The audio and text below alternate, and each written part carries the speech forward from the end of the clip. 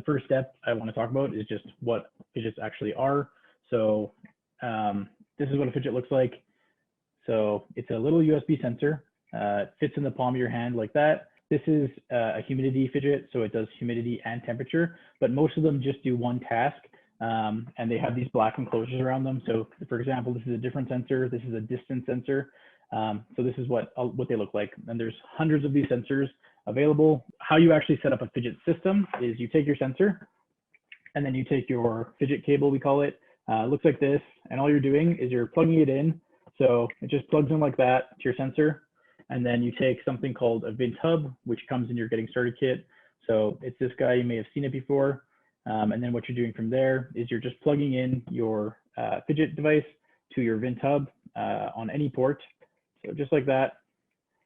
And then from there, what you're doing is you're connecting your Vint hub to your computer with a standard USB cable. So I'm just plugging it in to the Vint hub, and then I'm plugging the Vint hub into my computer. So basically I have humidity sensor, Vint hub, and then I'm plugging into my computer. The cool thing about Phidgets is that, as we just saw, I added the humidity sensor, but say I wanted to do a project that was monitoring, we actually did this last week, so it's, maybe sitting in your classroom and it's monitoring temperature, humidity, and motion or something, seeing when people come in and out of the room. So I can just, because they're modular, I can add a motion sensor to this, and then I'm going with that project. If I want to add a sensor for a totally different application, I just kind of take them out and swap them in. So it's really nice. Nothing that you purchase for Phidgets will ever be single use. You can always reuse the sensors in different configurations. So that is the kind of basic overview of that. One thing we really want to just make sure everyone knows is that this is not, you may have received this in the mail or you may be receiving it soon. So people often think this is what a Phidget is, this like getting started kit. So this is just an application of Phidgets. So inside of this, you'll see the getting started kit, or sorry, the Vint hub that I was just using in there. So in this situation, we're using it with buttons and LEDs and the humidity / temperature sensor. But again, you would, for your specific application or project, you would be swapping sensors and buttons and LEDs in and out to make it whatever you want to make it. The really cool thing about Phidgets is that, since the early 2000s, we've been selling these same exact devices. So exact same thing here, the sonar, for example. We sell these to professional engineers, computer scientists, researchers, anyone who is trying to get physical data into their software. That is our main user of Phidgets. So the exact same products that we've been selling for 20 years are now being used in education. It's a really nice way to get your students using something that they'll actually be able to use when they go to university or to their careers. It's something in their tool belt basically as they go on. I'm going to show you guys a very quick demonstration of the sonar sensor just so we all kind of have an idea of how these work.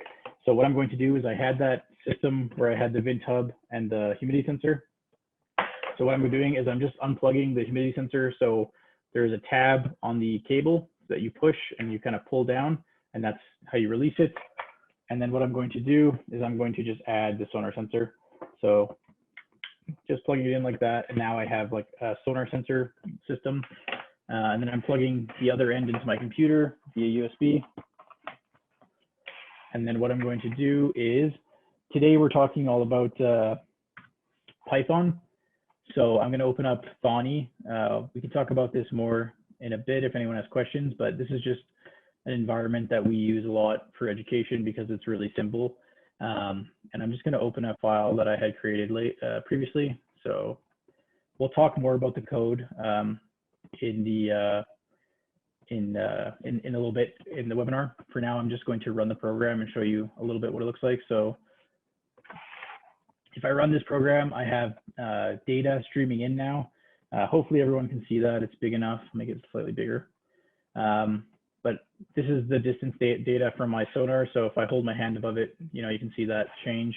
And then if we just look at the code here, this is all the code that you need to get things running. So 1, 2, 3 lines of code for Phidgets specifically. So it's really, really easy to get this sensor data into your software. And again, this is a Python program. So, if you're teaching Python, this is a really nice way to get that kind of physical element into your classroom without having to totally revamp your whole class to be you know, an electronics class instead of a computer science class or something like that. It's just a nice way to get students using these physical things within the environment they're used to. So I'm going to come back to the code later on in this session, but that's basically what a program looks like. Really pretty simple. Some other things to note here. This video is pretty cool to watch. We have it at the beginning of the Getting Started Kit course, so I'll show you guys that in a minute, but it just shows a few examples of professionals using Phidgets. And then again, we have this, this is a link down here that you can click, and it will bring you to a guide on, you know, showing some other companies that use Phidgets and how they use Phidgets. So some pretty cool stuff here. This is, I was in Vancouver last year, and I visited Triumph, which is a particle accelerator. So they have some pretty serious scientists there, and they're using Phidgets. Here you can see their VinTub, and they're using it in a bunch of different experiments there. So we have some examples like that, and what we're trying to do is we have a new example every month in the newsletter. So we're trying to get a video every month of a professional showcasing how they actually use Phidgets. So the last two newsletters have had that, and we have a video planned for the next one. So the newsletters come out on the 15th of every month, which is using the kit. So a lot of teachers will receive this kit, and they are trying to create their own curriculum or you know, figure out how to use Phidgets on their own. The best way to do it is if you look on the side of the kit. If you have a newer kit, it will have a URL. I'm not sure if you guys can see that, but it basically says phidgets.com/start, which is this link right here. So if you click on that, this will bring you to the Getting Started Kit tutorial. And this is the kind of full guide that introduces your students to Phidgets, gives them everything they need to know, and has like everything they need basically. So we really recommend having your students go through this before trying to tackle larger projects. And we really recommend just kind of staying on this education site. When you start, eventually you can transition to the other site, which we'll talk about later, but this is really where you want to be if you're just getting started. So with this kit, if you guys haven't seen it yet, basically what you do is, again, it's phidgets.com/start. The first thing you'll do is set your language and environment. So, you know, for example, today I'm on Windows with Python and Thonny. And then once I've kind of set up that course, I can then navigate through this. So, you know, the first step is building the kit because it comes with the buttons and the LEDs, you know, in bags inside the kit. The next step is configuring your programming environment. So today I'll be using the code in Thonny. So that section will tell you how to actually get started with Thonny. So I really would recommend Python. I mean, you guys are all in here for Python, so I imagine you're using it anyways, but Python's really the nicest way to get things set up really quickly and easily. All you're doing is you're literally just using the pip package installer, and you're installing Phidget 22 native like that, and you're pressing install, and then that's all you have to do. So there's no, you don't need your tech, you don't need anything like that. That's all you need, unless you're on a Mac. On Macs right now, you still require an install, but for Windows, that's all you need to do. And then just to give you guys an idea of what these look like. So again, you know, the first section of this course is dealing with the buttons and the LEDs, which we call simple Phidgets. And then the next step is dealing with the temperature and humidity sensor, which is on the back of the device here. So just if I jumped into the blink LED section here, just to give you an idea of what it looks like, students have a GIF here of what they can expect from this. So it has a GIF to show them what they can expect. It has their code here. So this is the code sample. They can hover over things to get more information, and they can copy things into their IDE. And then we have practice at the end. So that's a way for you to assess what they're doing, and also a way for them to kind of jump back and make sure that they're actually looking at the code and doing what they should be doing with that. So it's a really nice course. At the end of it, we also have some new stuff, which is advanced lessons. So this is new from about a month or two ago. And it just goes a little bit more in depth into these advanced things. So as I mentioned, it's a professional tool. So there is a lot of layers that you could peel back if you wanted to. We're really trying to keep things simple for students at the beginning, but just so you guys know, it is something that if you do want to put a lot of time into, there are you can do a lot of stuff with this, but we just really try to bring it out as the simplest way possible at first, and then slowly layer on complexity.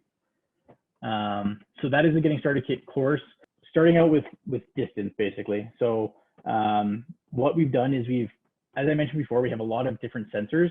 So we've kind of identified two main sensors here for distance and laid them out. And just, I want to talk about a few things, a few of their specs, of their specifications that may be important to you if you're looking to purchase these.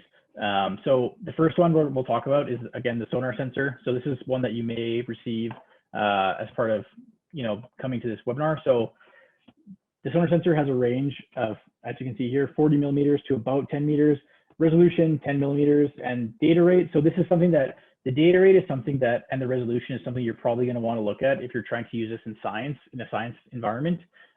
So for example, this sensor has a data rate of 100 milliseconds per sample.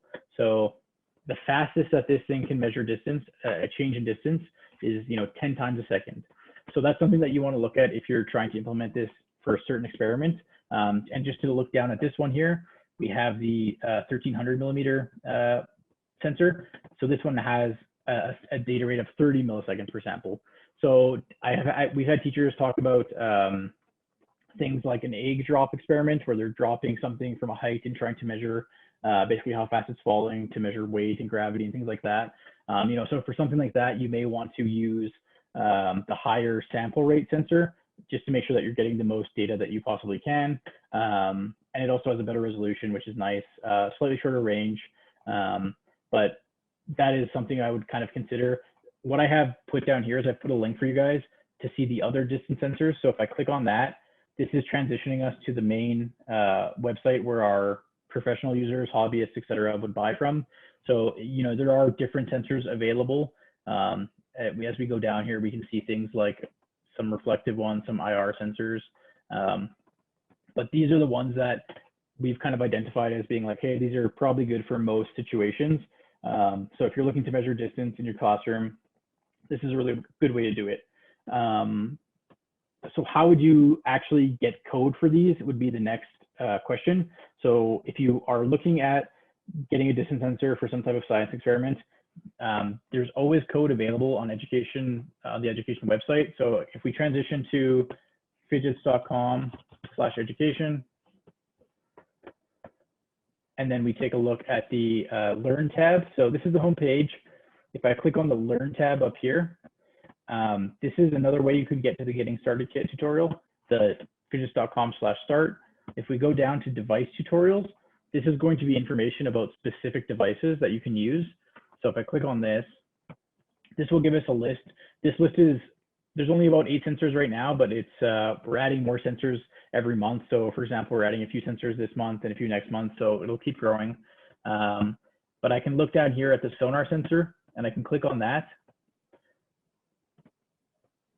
And then it'll give you some basic information. But if I scroll down, this is the code that you would want to get your Python program running. So that's kind of a good starting point, and then you could go from there to modify it. But that's where you'd want your code. And the cool thing is, because they are both distance sensors, they actually would just use the exact same piece of code. There's no difference between them. You're creating a distance sensor, you're opening it, and you're using it.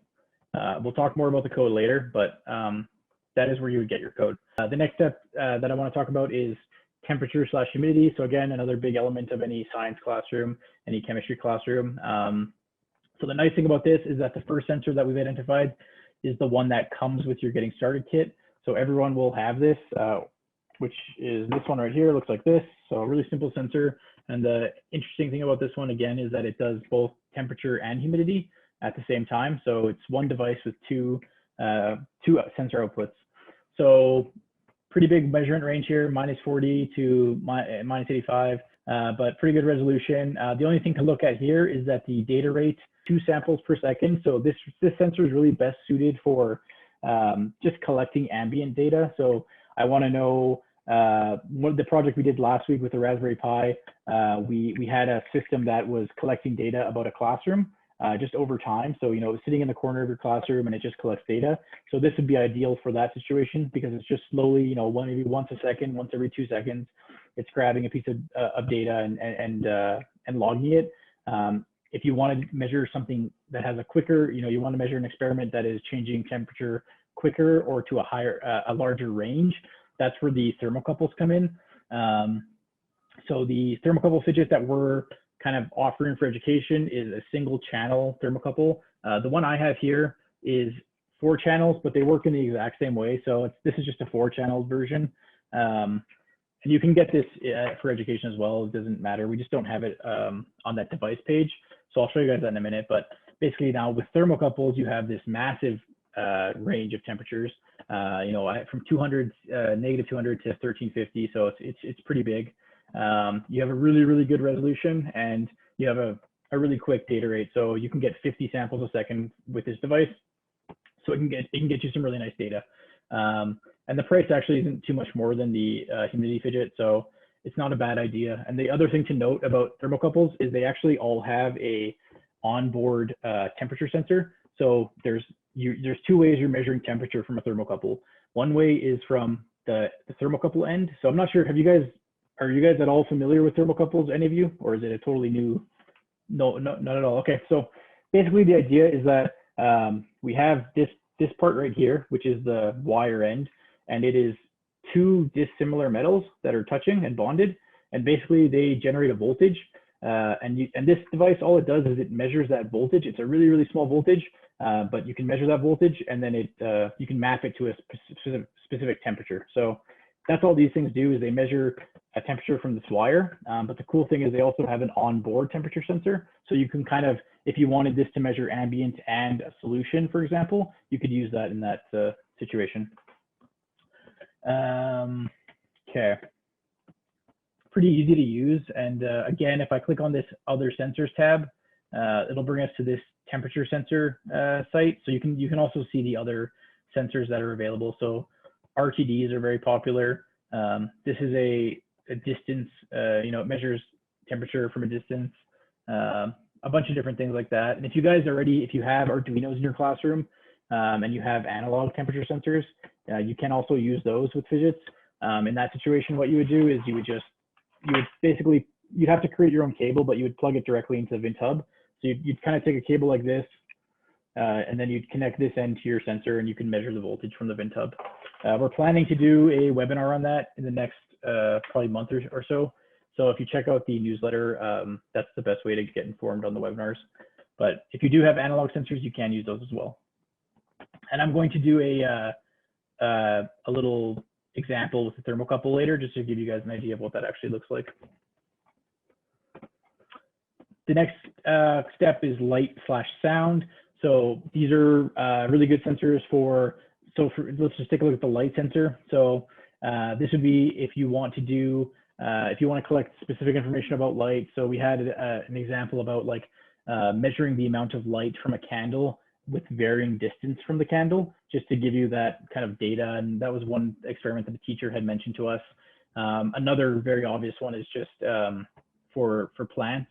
So I was talking to a school from, I believe it was Wisconsin last week, and they're doing this big like aquaponics thing, and they're using a bunch of light sensors and measuring like soil moisture and all that stuff. So really nice sensor for that type of stuff. And so things to note about it. I mean, it can 188 microlux. I looked these up earlier, and basically the range of this is from like a moonless night, that's what they say, to like a really sunny day would be like 20,000 lux or something. So it has a really wide measurement range, and it has a fair data rate here, 8 samples per second. So again, these are probably the things you're going to want to look at. I guess we don't have this data available right now on the education website. So if you ever were looking at a sensor and you're like, hey, I want to know everything about this sensor, what you can do is you can go to the phidgets.com page. So if I just go to phidgets.com, this is our main page again, and you can transition to education by pressing this button up here.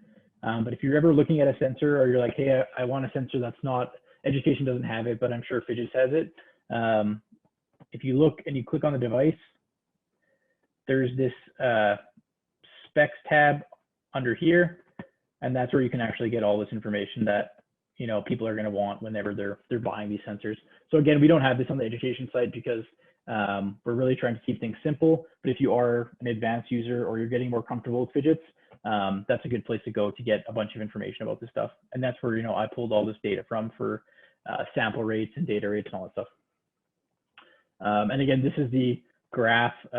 This graph is showing that kind of light versus distance. So moving something away from a light source and seeing that dip in light. So the sound sensor, another really cool Phidget. We use both of these sensors in the Raspberry Pi project. So this was just a project we did where, again, it just sat in the corner of a room and it logs data. So the sound Phidget will tell you basically an overall sound level, and it'll also tell you individual frequency bands, which is kind of cool.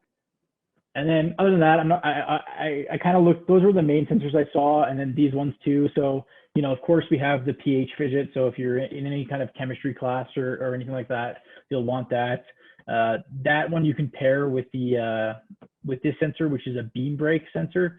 So basically the idea would be you're measuring how many drops are going into your solution for like a titration, for example. You could have that thing kind of measuring the drops going through it, and you'd have the pH sensor logging the pH of the solution as the titration is going on. So that's a really cool kind of combo there. Okay. And then, yeah, so just to finish off with this, this Wheatstone Bridge Phidget is really cool. We're going to introduce a project releasing with this. And what that does is it allows you to measure weights. So we're going to actually release a little scale, just like a little scale like this with a load cell inside of it. So a load cell is if you broke apart your kitchen scale or your bathroom scale, you'd see a load cell. That's what actually allows you to measure weight and force. So this is the device that you would plug a load cell into, and we're coming out with that very soon. So you'll be able to, measure weight and forces and all that stuff. So there's some pretty cool applications for physics. There's always those bridge competitions where they have the, how much weight can your bridge hold and stuff like that. So I can imagine someone rigging up a system where it's measuring that weight with a Phidget. Okay. So, and then the last thing was just the pressure Phidget. So again, this would be for like a weather monitoring station or something like that, where you want to know that over time. Okay. So from there, let's jump into some coding and see what this actually looks like. So to write code that is interfacing with the Phidgets and is logging data, you really don't need to know that much. It's pretty basic. For a student, we'd like them to go through the Getting Started kit so that they can have information on how to actually set up their environment and all that. And then after that, it's just file input output. So you're already teaching this in your classroom, and then converting data types. We'll talk about that. And then the other thing I wanted to talk about was the sensor data rate. So if I go back a little bit, we saw these data rates here. So I just want to talk about how you actually configure those so that you're getting the fastest rate possible if you want it. So the Python file I'm going to be working on is available right through this link here. So I'm just going to pull that up in Thonny.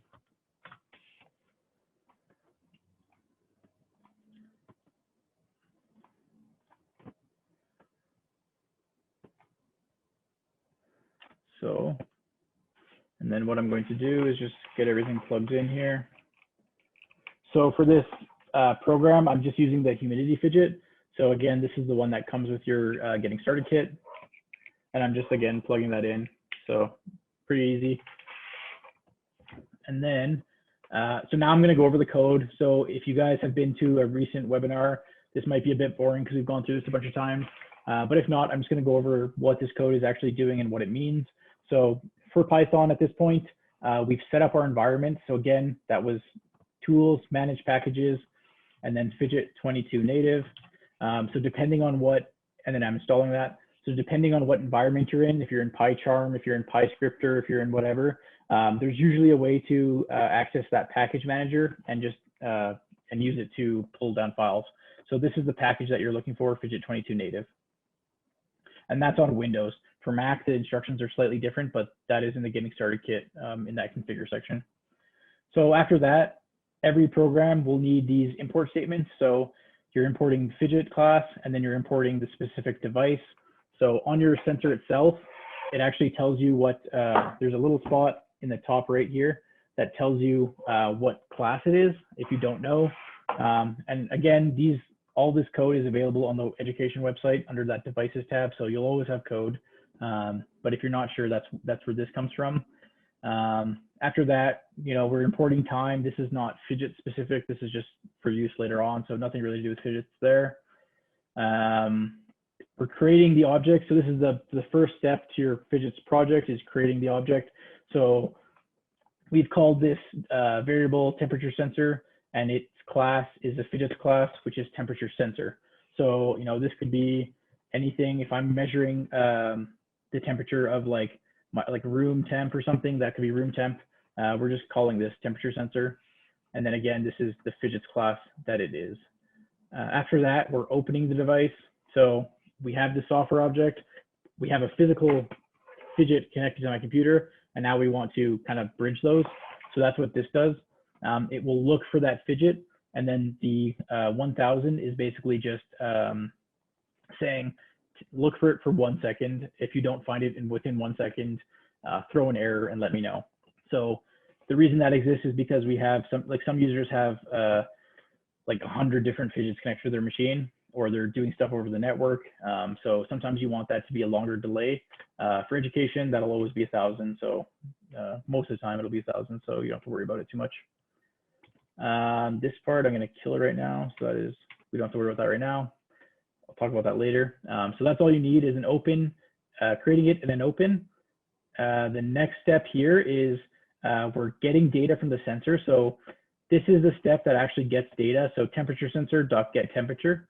That's all you need. So right here, what we have is, so say you just want to print temperature, that would be all you need. If you want to now log data, this is the way I've set this up. So I just found some tutorials online on how to log data in Python. You guys may be teaching this in a different way, but basically what this is doing is it's saying, create a file called Phidgets datalog.csv. I want to append to the file. So I'm either creating it if it doesn't exist, or I'm appending if it does. And the name is log. So from there, I can log write. So I can write to the file. And now I'm writing my data. So what I've done for this specifically is I've created this variable X just to basically track the seconds. So I know when I look, it'll make more sense in my file, but I'm just tracking the amount of seconds that have elapsed, and then I'm tracking my data in the temperature sensor. And then I'm incrementing X, and I'm sleeping for 1 second. So it might seem like there's a lot going on there, but basically all that's happening is I have a while loop that's just spinning. It spins once a second. So, or sorry, it spins every second. So 1 second, 2 seconds, 3 seconds, whatever. And then every time it does that, it just grabs a new piece of temperature data and writes it to a file. So, all that we're doing is we're getting the data here, we're writing it to the file, and we're sleeping for a second, and then we do it again. So if I run this program, let me just make sure I don't have, let's see. Okay, so I'm just going to delete the old log here, assuming it's not open. So if I run this program now, we can see the output here, spitting out the temperature every second. So I'll let it collect a few more data points. I'll stop it up here with this stop button. And then if we go to the location, so because we have not specified a location here, we're just saying it's the file name, it will be put in the same location as the file. So this one is, in this location up here. So it's just in the same location as that script. So if I open this now, we can see our data here. And then we can, take that data and, graph it or do whatever we want with it. So I can put in a plot here to show me the, that data. So it's really not there's not that much to it to get this data into a file where you can actually take a look at it. If you had more So is that? So I have it commented out down here.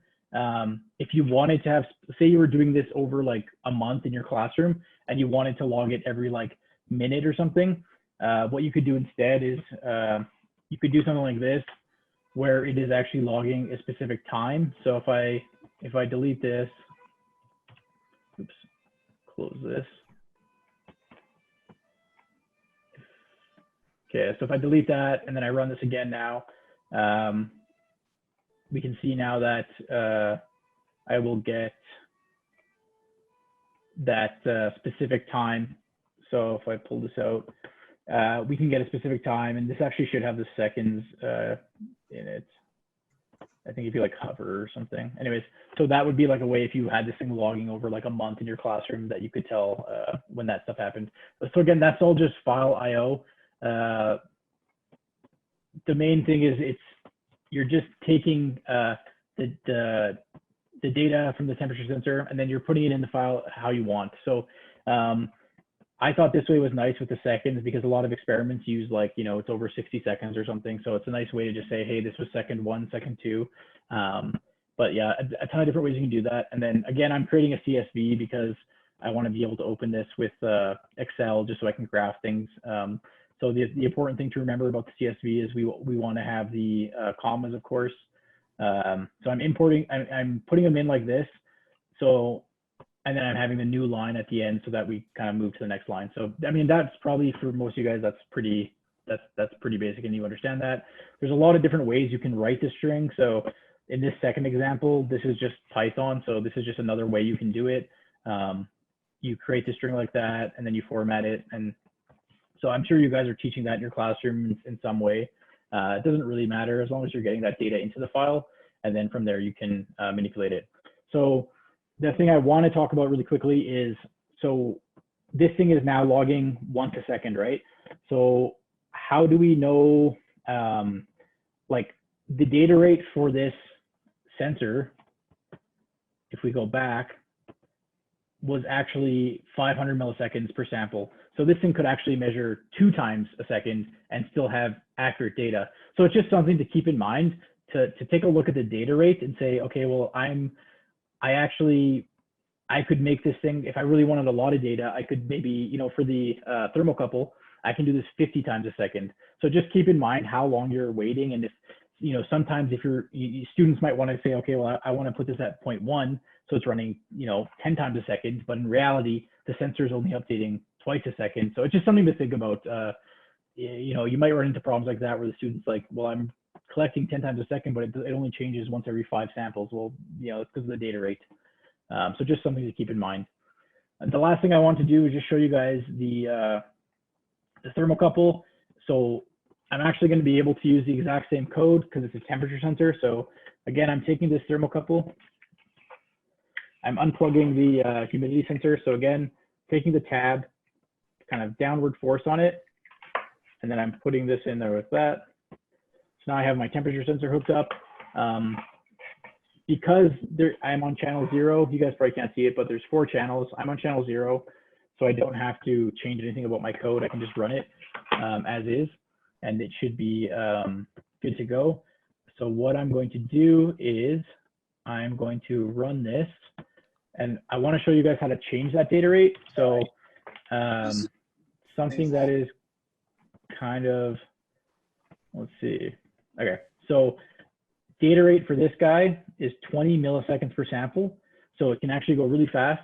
So just to show you guys what that looks like, I'm going to say, so change data rate, temperature sensor dot set data interval. And I'm going to change that to 20 because it can do 20 milliseconds. And then I'm going to change this to be 20 milliseconds. So it's going to go pretty fast. And then I'm going to delete this, run this. So now we can see the temperature streaming in much quicker than we had from the humidity Phidget from this one. And then what I'll do, just to show you guys the range of this. So this is like, you know, I just have a lighter and the thing. So this is how, you know, extreme this thing can be. So if I do this, we can see the temperature rise. And then I'll take it off and we should see like an exponential kind of decay of the temperature. And then we'll take a look at that file to see what that looks like. So now we're still at 200 degrees Celsius, kind of slowly cools off. And then if we stop this program and go into that data file, so you can see now we have, you know, a lot of data here. We have like 2,000 data points or something. So then if we graph that, let's just do that one. We can see that pretty easily what happened there. So we see it went up to around, 1100 degrees Celsius, and then we see that exponential decay that we would expect as it cools off. So the thermocouple is a pretty cool sensor. I think that is all I have for today. If you guys have any, we're pretty much bang on time. So if you guys have any questions, I'll stick around and answer them. But we appreciate you guys stopping by and taking the time to learn more about Phidgets. Please consider signing up for a future webinar. And again, the webinar schedule is put out in the monthly newsletter. So that's a good place to check it out.